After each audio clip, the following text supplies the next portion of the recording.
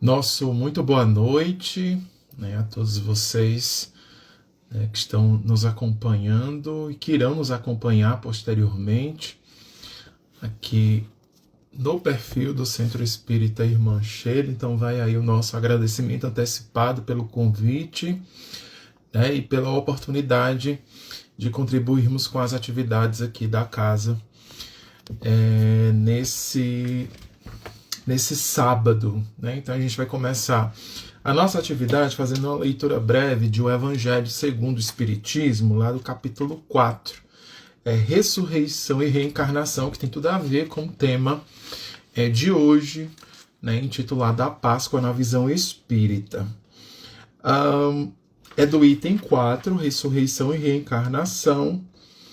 A reencarnação fazia parte dos dogmas judaicos sob o nome de ressurreição. Só os saduceus, que pensavam que tudo acabava com a morte, não acreditavam nela.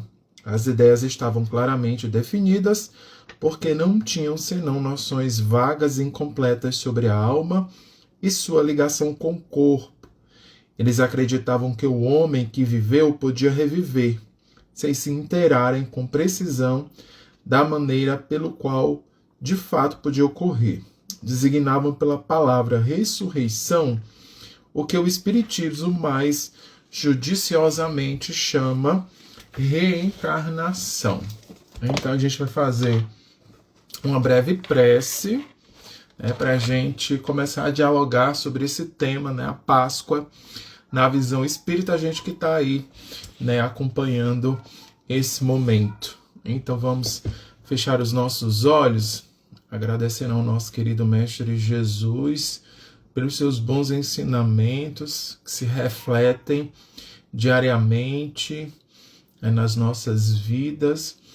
Agradecer pela oportunidade de contribuir para um mundo melhor, desse esforço contínuo da gente se melhorar através, né, da constituição de novas virtudes.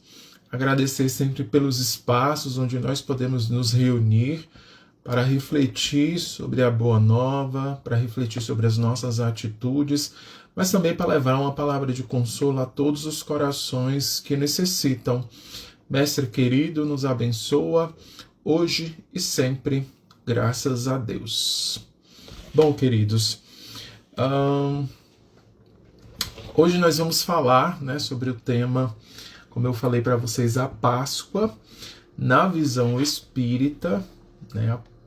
Então, de já, a gente fala que os espíritas eles não comemoram Páscoa, né? Porque na doutrina espírita não existem rituais e também não existem dogmas.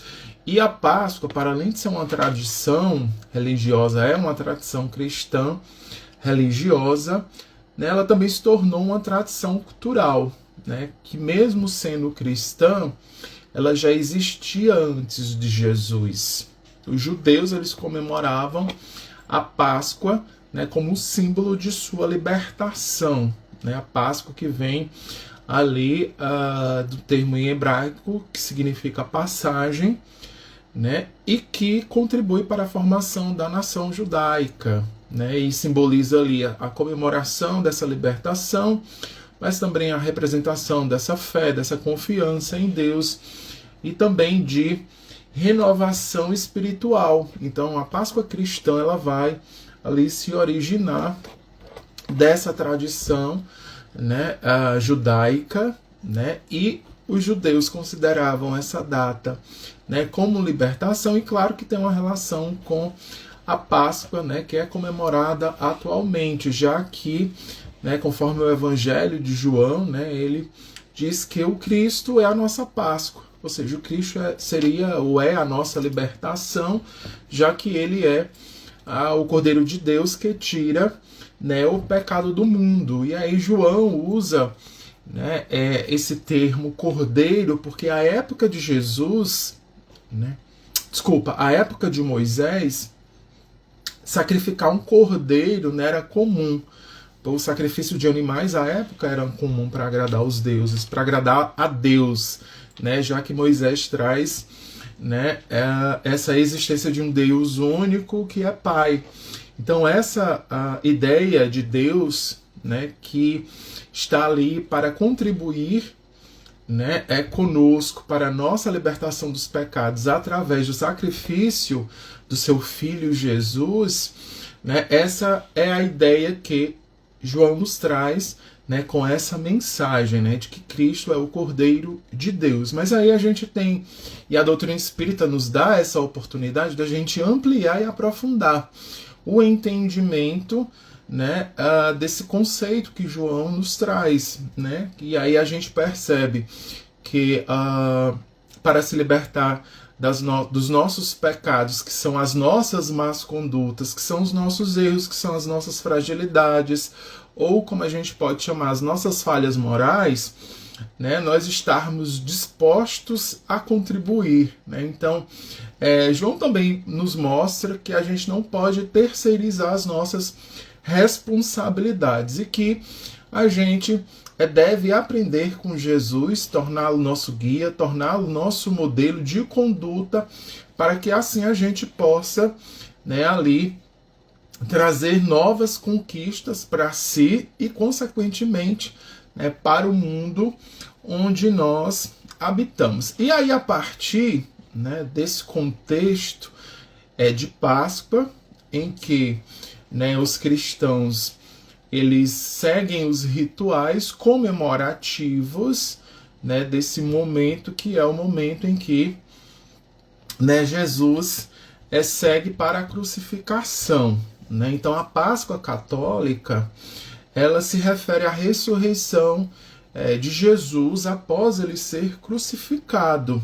E aí o próprio Evangelho, como eu li na mensagem inicial ali do capítulo 4, né, então os Espíritos ali já, né, fazem uma ampliação, né, um aprofundamento desse significado de ressurreição que os judeus utilizavam, né, até por não ter aprofundamento dessa relação ali do corpo com o espírito, da existência da alma, né? Então a gente vê que o que os judeus denominavam de ressurreição, a doutrina espírita vai nos falar ali de reencarnação. E aí o primeiro grande ensinamento que a doutrina espírita pode nos trazer, né, a partir da Páscoa, trazendo essa reflexão, é o da imortalidade da alma, da existência de uma vida para além dessa vida e que a morte não é o fim. Então a gente percebe que através da Páscoa Jesus nos traz ali,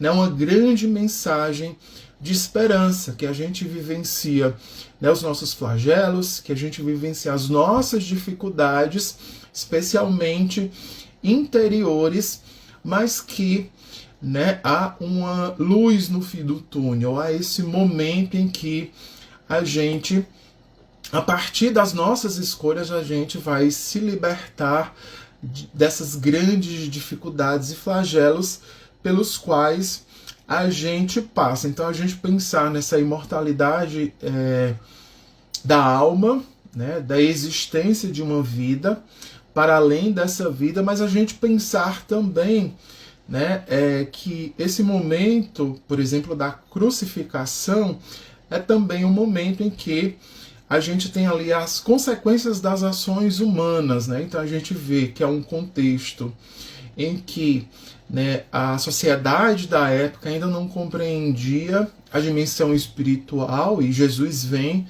né, com esse propósito. Então havia ali uma ignorância e era uma sociedade extremamente violenta. Então a gente também pode pensar, né, a crucificação numa perspectiva de consequência das ações humanas, né, e que cotidianamente, de alguma forma, nós estamos, né, contribuindo para outras crucificações, em virtude ali das escolhas que nós fazemos diariamente. E a partir da Páscoa a gente também pode pensar, né, a prova da fidelidade de Jesus aos seus princípios, porque lá no Boa Nova, Humberto de Campos, né, ele vai nos falar na mensagem A Última Ceia, né, do diálogo de Jesus com seus discípulos. Ele vai narrar ali aquele momento da última ceia de Jesus, onde Jesus vai, né, falar que é chegado o momento, né, de ele provar, ou de ele vivenciar. Então são aqueles momentos finais, ou é a prova prática, né? Então ele vai falar ali da prova prática da sua grande missão, que é a missão, o que é o dever, né, de reunir todos na mensagem e na prática do amor. E aí é importante que a gente possa, né, diferenciar fidelidade de inflexibilidade, né? Porque Jesus, ele não foi inflexível, ele foi fiel ali aos seus princípios, às leis divinas e o compromisso e a missão que ele tinha. E aí a gente pensa que ele não era inflexível, por quê? Porque ele compreendia a diversidade humana e especialmente ali na última ceia, ele traz uma grande demonstração, né, dessa diversidade. Então a gente vê, né, Humberto de Campos ali falando nos capítulos posteriores das fragilidades dos discípulos de Jesus, né? Então a gente tem um momento da traição de Judas, a gente tem um momento da negação de Pedro que demonstra ainda essas pequenas fragilidades daqueles, né, que já amavam Jesus, que eram os seus discípulos, mas que ainda estavam nesse processo de evolução e de fortalecimento do seu espírito. Então a gente ali já entende, né, a ressurreição, né, esse momento como sendo um momento de imortalidade da alma, que o espírito ele sobrevive à morte do corpo. E aí a gente também, né, vai ali ampliar o nosso entendimento sobre milagre, né? Então a crucificação e em seguida a ressurreição, não como sendo aquele milagre no sentido tradicional, mas como sendo ali, né, uma demonstração da lei espiritual universal, ou como parte das leis divinas, né, como leis naturais. Então esse momento em que a gente desencarna e retorna para a dimensão espiritual. Então, de forma muito prática, Jesus estava ali fazendo, né, uma grande demonstração para nós, né, da lei espiritual universal. Mas também, né, a gente pode ampliar essa nossa reflexão, essa nossa percepção, já que a gente está falando ali, né, especialmente de ressurreição, como sendo, né, ou como tendo esse propósito mais simbólico de transformação interior, né? Então, a ressurreição, né, a partir da doutrina espírita, a gente também pode, né, pensá-la como sendo esse momento de renascimento moral, de renovação, de novas oportunidades, onde, né, nós vamos ali abandonando velhos hábitos, mas a gente vai tendo essa oportunidade de crescer e amadurecer espiritualmente. Então, cada pessoa, né, a partir dessa mensagem de Jesus, né, o grande ensinamento que ele nos dá, ou o grande convite que ele nos faz, é para que a gente possa olhar para si e ressuscitar, né, ou renovar dentro de si aquilo que necessita, aquilo que é necessário para que a gente possa evoluir. E aí a gente pode, né, a partir ali do capítulo, né, 17, que vai falar dos caracteres da perfeição, né, a gente pode pensar, né, que velhos hábitos seriam esses, que são, né, aquelas características ou aquelas virtudes que dificultam, né, que a gente possa viver no coletivo, né, que a gente possa viver ali em equilíbrio, em harmonia. Então a gente pode pensar no egoísmo, a gente pode pensar no orgulho, a gente pode pensar na vaidade, né, que muitas vezes nos conduzem ao preconceito, que nos conduzem à ignorância, que nos conduzem à cegueira das leis morais, que nos conduzem ou que não nos permitem, né, muitas vezes se interessar e se aprofundar sobre a existência da vida, não apenas a existência, mas o exercício da nossa vida, né, espiritual enquanto espíritos imortais. Então a gente, né, percebe né, a partir da Páscoa, que a gente aprende que existe um mundo para além desse, né, a existência dos espíritos, ou seja, né, a morte não é o fim, mas também a existência de leis divinas, de leis morais que precisam ali ser seguidas. E aí a gente pode dar um destaque para uma, né, que surge e aparece assim de uma forma mais, né, evidente, que é a lei de causa e efeito, né, onde cada ação que a gente possui gera, né, consequências, e de que, né, Deus é esse Pai amoroso que tem esse propósito, na verdade, de nos educar. Então não existe, né, se a gente for pensar nessa perspectiva, uma punição divina arbitrária, né? O que existe são resultados e efeitos da caminhada e das escolhas que a gente vai fazendo ali ao longo do caminho. Então a gente não pode pensar como a morte de Jesus ou a crucificação de Jesus como sendo ali um pagamento dos pecados da humanidade, mas uma prova de um sacrifício que cada um de nós deve fazer com um propósito maior, né, para o desenvolvimento tanto nosso como também, consequentemente, da humanidade, que vai ali nos proporcionar, gente, felicidade, alegria, né, e que a doutrina espírita nos fala dos mundos felizes, né, onde todos nós viveremos em harmonia. Então, a gente deve pensar, né, a partir dessa simbologia da Páscoa, que Jesus ele não morreu para nos salvar. Na verdade, Jesus viveu para mostrar o caminho da salvação. Daí o próprio Jesus afirma: eu sou o caminho, a verdade e a vida. Então ele trouxe, né, verdades para que a partir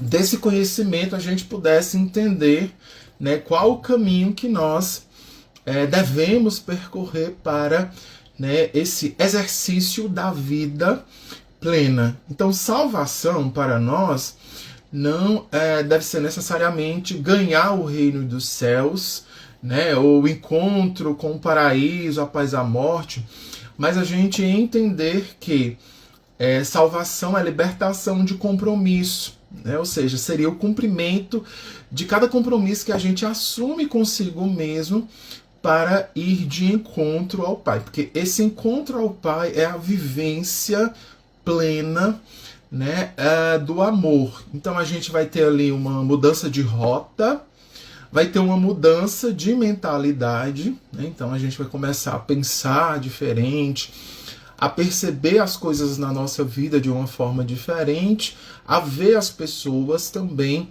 de uma forma diferente, e aí consequentemente, né, esse entendimento, esse aprofundamento do nosso propósito aqui, do motivo da gente estar aqui, da importância da gente contribuir, por exemplo, com o coletivo, vai fazer com que a gente mude ali a nossa conduta.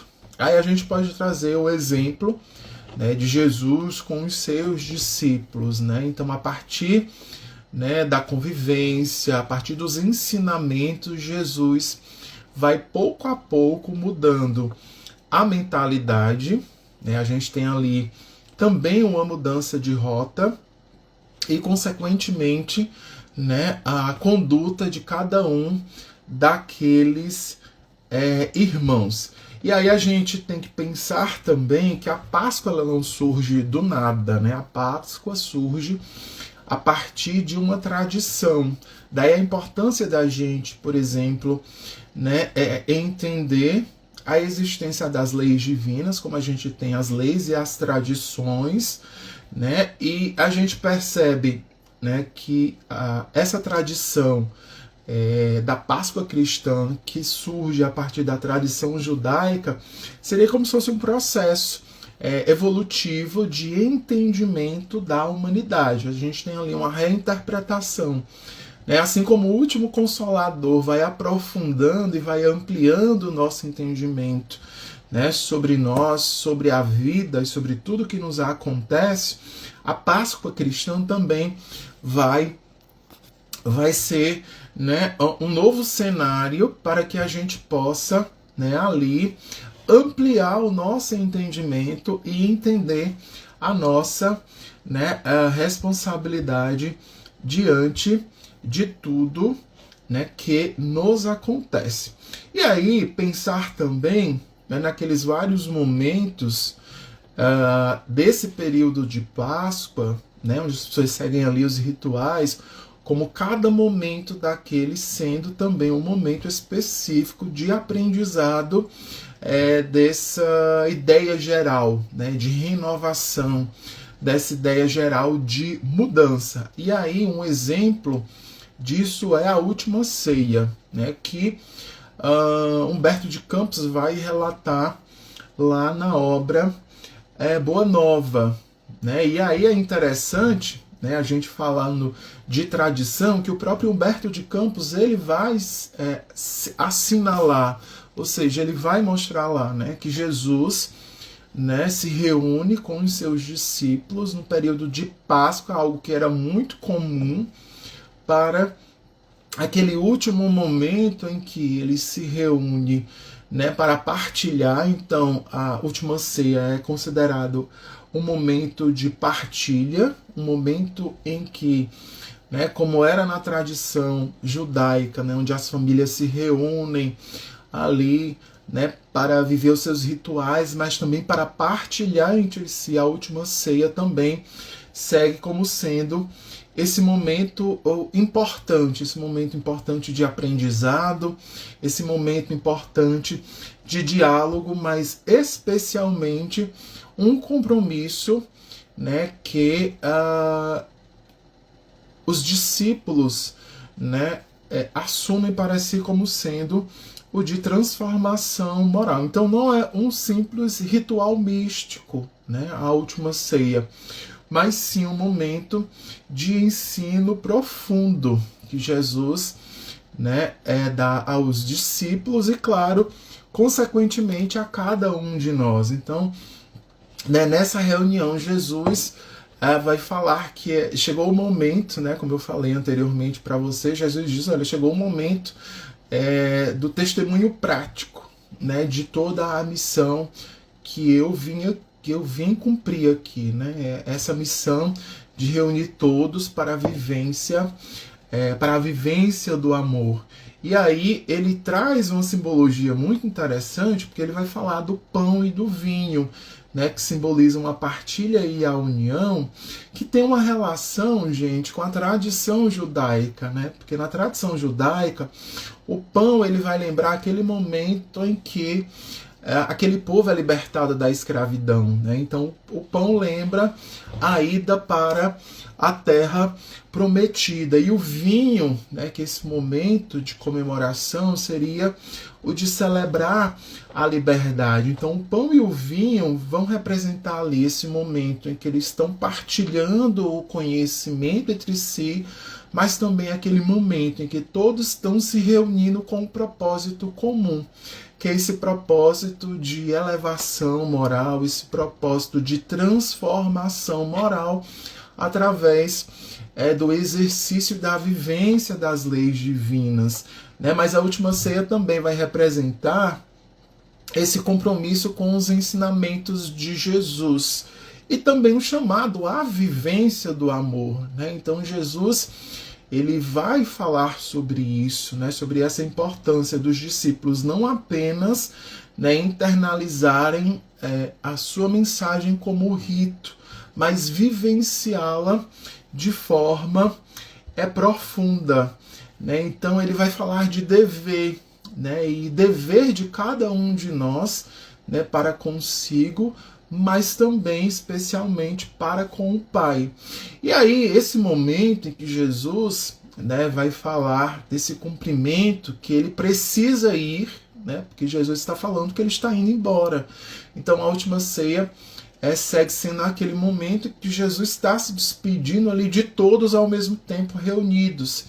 E Humberto de Campos conta que aquilo causa um mal-estar entre eles, porque Porque Jesus diz, olha, eu vou falar para vocês, mas eu não quero que vocês assim se choquem, mas vai haver uma traição. Então, um de vocês, né, vai me trair, né? Então ele vai pontuando ali aqueles momentos, né, finais, e que esses momentos finais, né, como Humberto de Campos fala, tem o propósito de trazer uma grande lição a todos. Por isso que ele destaca a traição, né? Porque a ingratidão, o desentendimento, né? Todos eles causam prejuízos muito grandes, né? Ao propósito maior, que é esse propósito de alegria, esse propósito de felicidade, esse propósito que cada um de nós possui de contribuição para algo maior. E aí, né, naquele diálogo em que Jesus fala, né, se despede, que todos ficam pesarosos, que todos ficam temorosos, né, Jesus vai falar sobre essa importância da união, né, que eles não vão compreender naquele momento, e aí ele faz, né, ele já anuncia a chegada do Consolador, que é a doutrina espírita. Então tem coisas que naquele momento eles não entenderiam, né? Mas que, né, o Consolador, né, ao longo do tempo vai, né, aprofundar e dar esse entendimento, né, sobre situações que naquele momento não seriam entendidas. Isso leva, né, os discípulos, né, a ganharem confiança, mas também a entenderem, né, que haviam aspectos que eles ainda, né, não vivenciavam, que eles ainda não percebiam em si, né, que Humberto de Campos vai relatar, que eles começam a dizer, olha, então vai chegar esse momento em que a gente vai mostrar aos doutores da lei, né, as verdades que precisam ser ditas, né, e nós vamos finalmente conquistar o mundo, né, com a verdade do Evangelho, onde aqueles que não concordarem, eles vão ter que aceitar a todo custo. E aí, nesse momento, é o momento, né, em que Jesus começa a lavar os pés, né, dos seus discípulos, aquele que era um exercício de extrema humildade, porque à época os lava-pés era, né, coroado como sendo um momento de boas-vindas, né? Então as pessoas viajavam ali por estradas poeirentas e quando chegavam, né, era parte da tradição fazer ali um momento, né, em que as pessoas lavavam os pés para ficarem confortavelmente dentro ali da residência do convidado. E esse momento, né, de lava-pés geralmente era feita pelos escravos, né, das residências.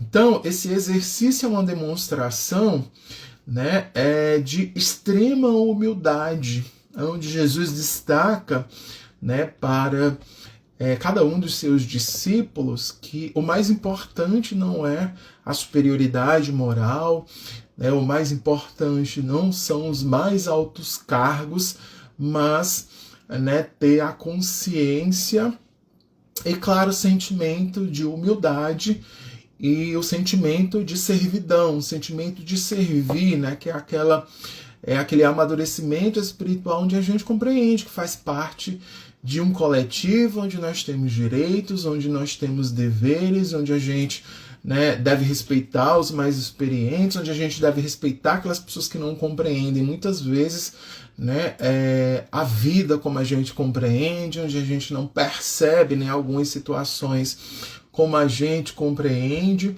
né? Então Jesus, ali no lava-pés, ele vai trazer para nós, né, um grande, né, ensinamento desse nosso propósito, que também é um propósito de servidão, de servir, e que através desse nosso propósito e desse nosso ideal de servidão é onde vai se dar pouco a pouco, né, essa ideia geral que a Páscoa nos passa, que é de renovação, que é de mudança, onde a gente vai ali abrir os nossos corações para a chegada de novos valores, para a chegada ali de novos ensinamentos e de novas virtudes.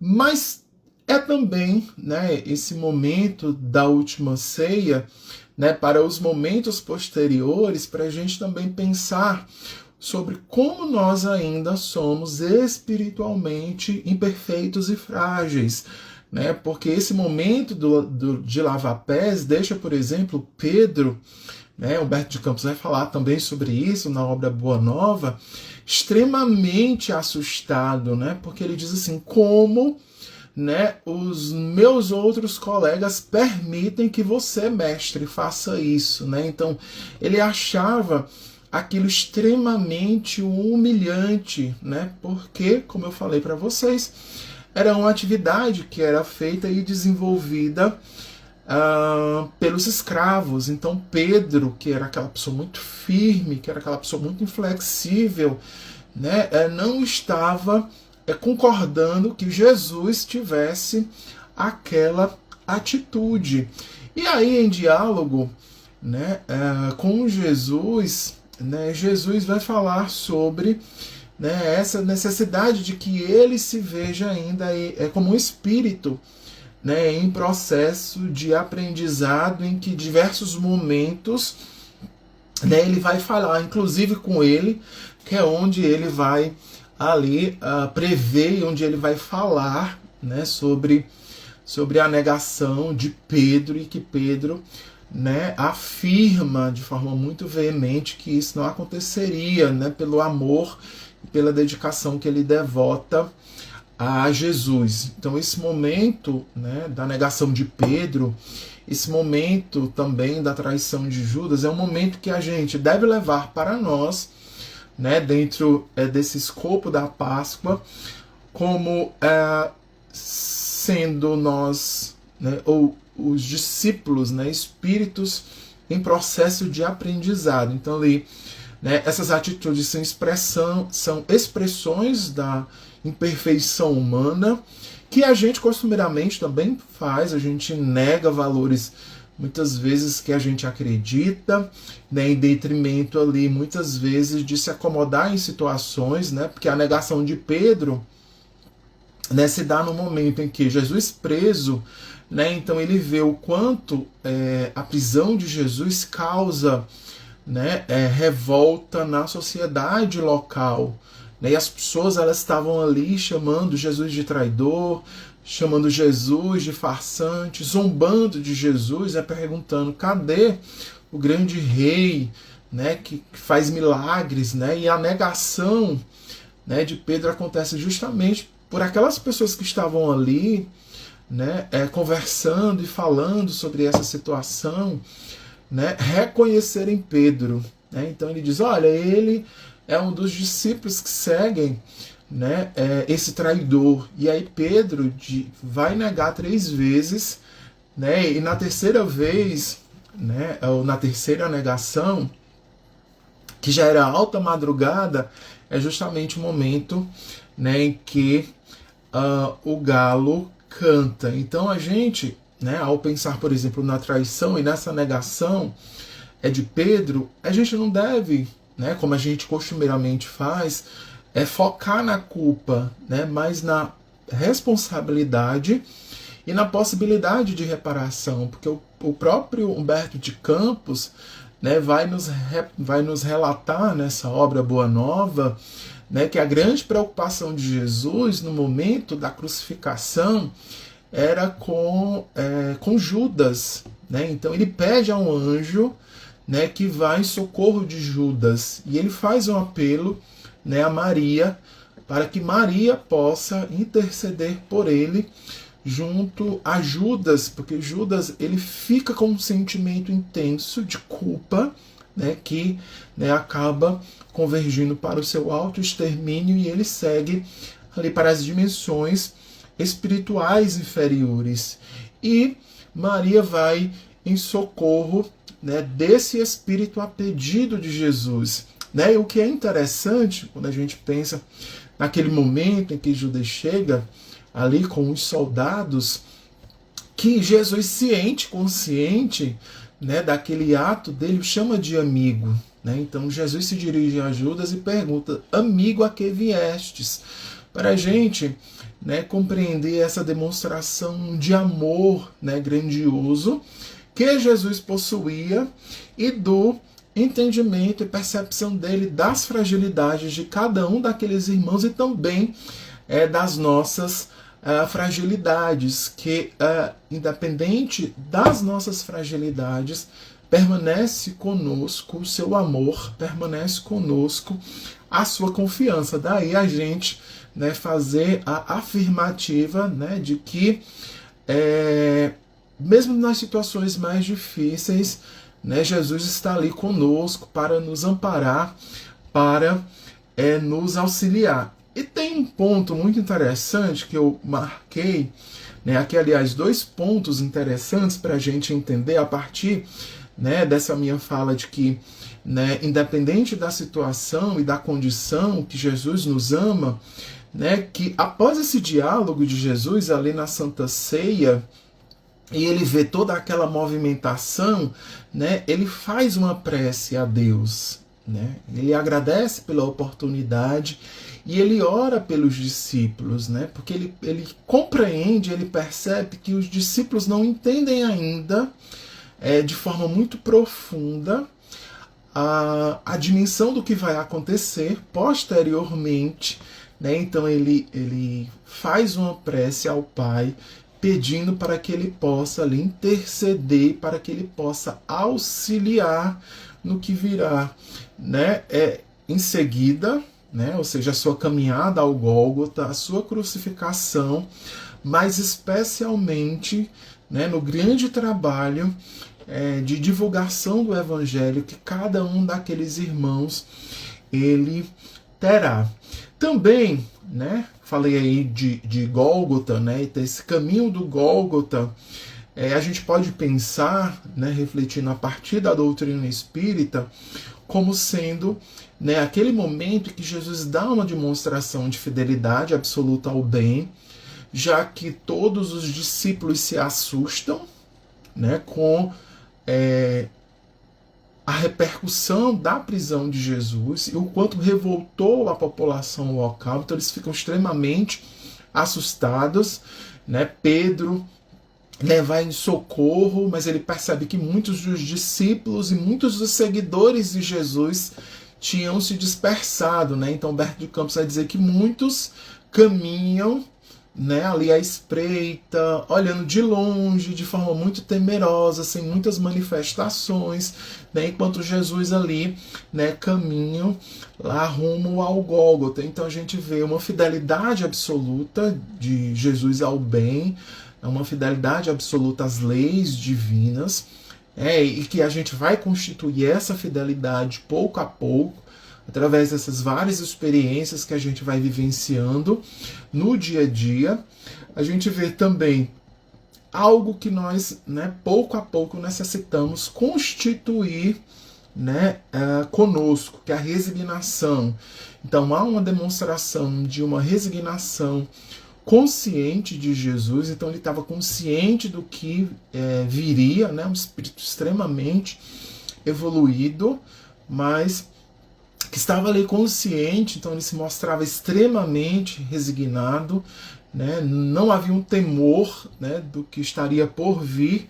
E claro, né, gente, a gente não pode esquecer da prática do perdão. Então a gente vê Jesus mantendo essa coerência moral até aqueles momentos finais, perdoando, né? Então a gente vê a demonstração, né, ele pedindo perdão, ele rogando ao Pai para perdoar cada um daqueles que ali estavam, porque eles não tinham consciência, né, dos seus atos, então ainda muito imaturos, ainda muito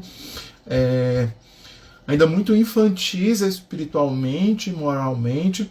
Mas a gente vê também, né, como Jesus fala lá na última ceia, né, esse momento final da crucificação, como sendo um testemunho, né? Um testemunho de amor, um testemunho de verdade. Então, assim, ele vai se mostrar um espírito elevado que não se corrompe, e a cruz simbolizando aí essa resistência moral, essa resistência espiritual diante aí dessas grandes, né, dificuldades que ele vai encontrando aí ao longo da sua caminhada. Então, pensar a Páscoa a partir da doutrina espírita é pensar, né, sobre essa oportunidade que a gente tem de renovação, essa oportunidade que a gente tem de repensar os valores que cada um de nós possui em nossas vidas.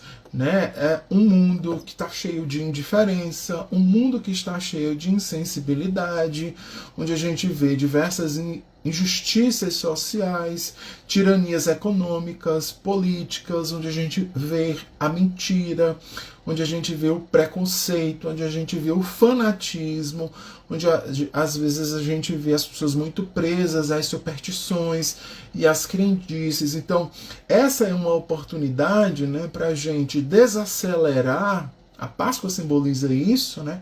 A gente desacelerar para a gente repensar, né, qual é a nossa conduta nos mais diversos espaços pelos quais a gente está. Nós estamos sendo indiferente diante da dor do outro, nós estamos sendo insensível, né, diante das injustiças que a gente vê, né, a gente tem sido mentiroso, a gente tem sido leviano, a gente tem sido preconceituoso, a gente muitas vezes baseia a nossa crença, a nossa fé em crendices, em superstições, ou a gente tem sido fanático, irracional, que nos leva muitas vezes a uma inflexibilidade, sem ver, né, a beleza que o outro possui como Jesus vê. Então, esse momento de Páscoa, né, é também um momento que representa isso, representa, né, que a gente possa ali ir em busca dessa libertação de tudo aquilo que nos prende, que nos faz mal, né, mesmo que pareça que não, né, mas que esse momento de renovação não seja apenas nesse momento específico de feriado, o que representa a Páscoa, porque esse momento de renovação nosso, onde a gente vai se livrar desses velhos valores, né, ele tem que acontecer nos 364 dias do ano. Então, assim, tem que ser algo contínuo, tem que ser algo em todos os espaços, né, que a gente se encontre e que a gente, para além dos rituais, né, para além das práticas culturais e costumeiras, né, onde a gente, por exemplo, presenteia com chocolate, onde a gente se reúne à mesa para comer, né, o bacalhau, né, que a gente possa, ou que muitas vezes a gente, né, segue o ritual de não comer carne vermelha nesse período. Para além disso, né, dos rituais, ou das crenças, ou das simbologias que a gente tem nesse período, que a gente possa, ao longo do ano, perceber que a Páscoa para nós é um convite para que a gente possa mudar, né, esses valores de ódio, porque muitas vezes a gente, né, vai desenvolvendo o sentimento de ódio no nosso cotidiano, no nosso dia a dia.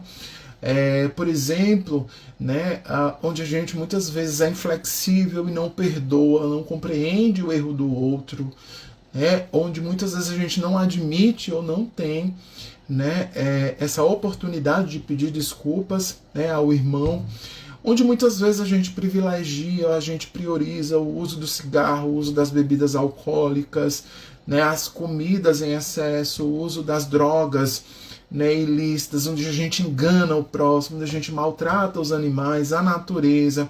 Então, momento de Páscoa, quando a gente fala em renovação e libertação, né, tem esse foco em a gente olhar para o nosso dia a dia, olhar para o nosso cotidiano e perceber que a gente precisa, né, mudar, né, muitos dos nossos valores e das condutas que a gente possui.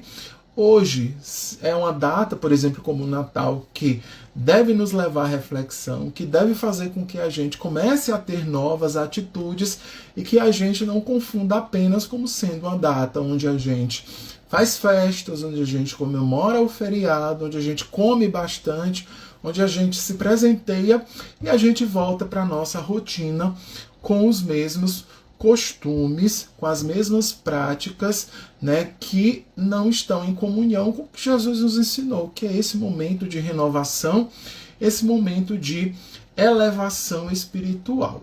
Bom, estou chegando ao fim e para finalizar essa nossa conversa e esse nosso diálogo, né, dessa noite, eu vou fechar com a mensagem de Emmanuel, né, intitulada Madalena, que está lá na obra Caminho, Verdade e Vida, onde Emmanuel ele vai fazer uma reflexão de uma mensagem que está lá no Evangelho de João, é no capítulo 20, é o item 16.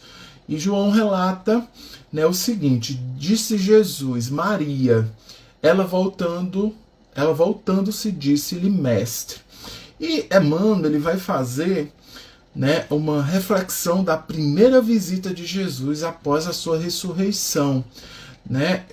Ele diz que essa visita ela tem uma simbologia muito especial, né, que deve nos levar à meditação, porque ele traz um grande questionamento dessa primeira visita que Jesus, né, faz após a sua ressurreição. Né? Por que Jesus surge para Maria Madalena em primeiro lugar? Por que não a sua mãe Maria? Por que não a Pedro? Por que não, né, a João? Né? Então Emmanuel traz essa grande reflexão e ele faz uma afirmativa, né, que ele diz que nem mesmo Paulo de Tarso faria tanto mais tarde, né, porque ele diz que dentre todos os vultos do Evangelho, né, dentre de todos esses personagens simbólicos a nós, né, nenhum foi tão obstinado quanto Maria Madalena ou Maria de Magdala, né? Então ele diz, olha, nem Paulo de Tarso, né, que ele foi conhecido como o mais consciente apóstolo dos gentios, né, ele foi tão obstinado quanto Maria, né, de Magdala. E Maria de Magdala tem uma representação e uma simbologia, né, muito especial, Emmanuel vai dizer, porque ela conheceu, né, no fundo, no âmago, né, da sua alma, os hábitos mais difíceis, né, como a Páscoa simboliza para nós, de serem eliminados, de serem extirpados, né, de sua alma. E ela, né, no contato ali com, como Emmanuel fala, das entidades perversas, né, ela meio que permanecia morta, né, nas sensações que muitas vezes faziam, né, com que ela paralisasse a sua alma, ou seja, ela vivia como muitos de nós vivem, né, naquela rotina cotidiana, né, vivendo a vida a partir daquelas sensações, a partir daquilo, né, que o material muitas vezes nos lega. E aí ele diz, olha, a grande transformação de Maria se dá a partir do encontro com Jesus, né, onde ela abandona tudo e segue os seus passos fiel até o fim. Né? Então ele diz que Jesus, né, ao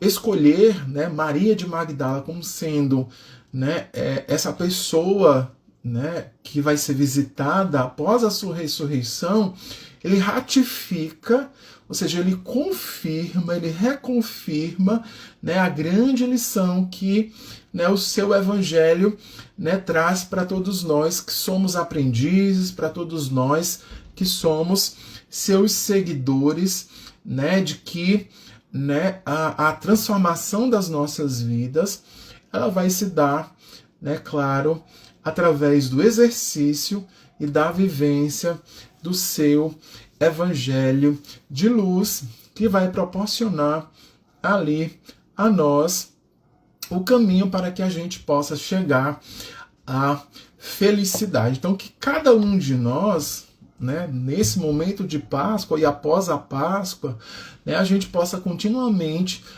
se manter nessas reflexões, mas especialmente nesse esforço diário de mudança interior, né, de mudança cotidiana, nos mais diversos espaços, com os mais diversos agentes que nós, né, temos na nossa vida, mas também que a gente vai encontrando aí, né, no nosso cotidiano. Então, que Jesus possa nos abençoar, que Jesus possa nos iluminar, e que essa mensagem de renovação, que essa mensagem de luz possa se manter viva em nossos corações, para que cada dia a gente possa, né, se modificar e, consequentemente, tornar, né, o mundo um lugar muito melhor.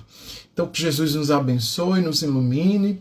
Agora a gente vai, né, para a nossa prece final, né, pedindo a Jesus que possa nos abençoar e nos iluminar constantemente, especialmente nos momentos mais difíceis, nos momentos mais aflitivos que cada um de nós passa. Então, Mestre querido, graças te damos pela oportunidade de nos reunirmos em teu nome para refletirmos sobre o teu evangelho e especialmente para vivenciá-lo.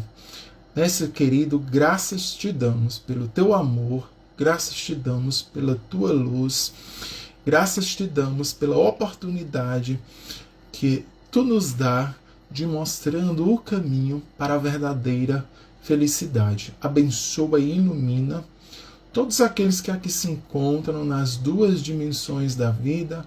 Abençoa os nossos familiares, ilumina cada um desses irmãos que junto conosco seguem nesse compromisso de a cada dia buscar ser melhor. Abençoa também, Mestre querido, aqueles irmãos que não te conhecem, que eles possam receber o teu amor, que eles possam receber o teu auxílio nessa caminhada que cada um deles possui. E também abençoa todos aqueles que retornam à dimensão espiritual. Mestre querido, recebe eles carinhosamente para que eles possam continuar a caminhada. E te pedimos em especial para aqueles irmãos que passam pelas mais diversas dificuldades, Mestre querido, que vivem as suas aflições, que vivem os seus medos, que muitas vezes são frutos das dificuldades, das violências que a gente encontra aqui nesse mundo. Que tu possas, Mestre querido, olhar em especial por esses corações e por esses irmãos, fortalecendo a fé, fortalecendo o compromisso consigo e o compromisso contigo. Nos abençoa, nos ilumina, hoje e sempre, graças a Deus. Então, queridos, agradecer aí o carinho, agradecer a atenção de vocês, desejar aí uma excelente semana, e até uma próxima oportunidade. Fiquem bem.